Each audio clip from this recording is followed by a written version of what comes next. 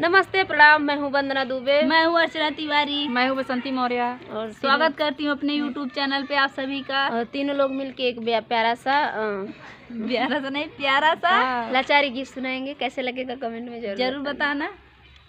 सीतारा खामई फुलवारी की राम फुलवरिया में आई गए। सीतारा खामई फुलवारी की राम फुलवरिया में आई गए। के करऊ तुही बारी दुलारी, के करऊ तुही बारी दुलारी, के कर रखावा फुलवारी की राम फुलवरिया में आई गए।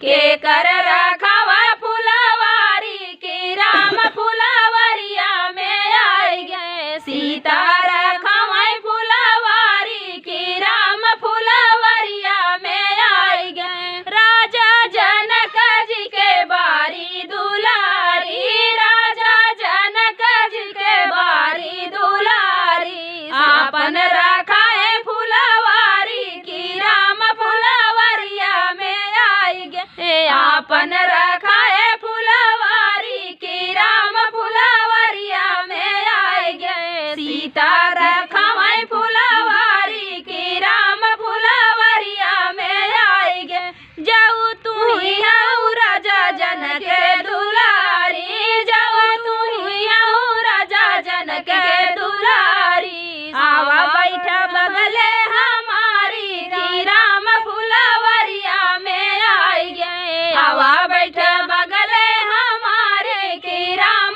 फुलवरिया में आई गए। सीता रखामई फुलवारी की राम फुलवरिया में आई गए। जब तक राज तिलक नाही होई जाई, जब तक राज तिलक नाही होई जाई, बैठब ना बगले तुम्हारे की राम फुलवरिया में आई गए। बैठब ना बगले तुम्हारे की राम फुलवरिया में आई गए। सीता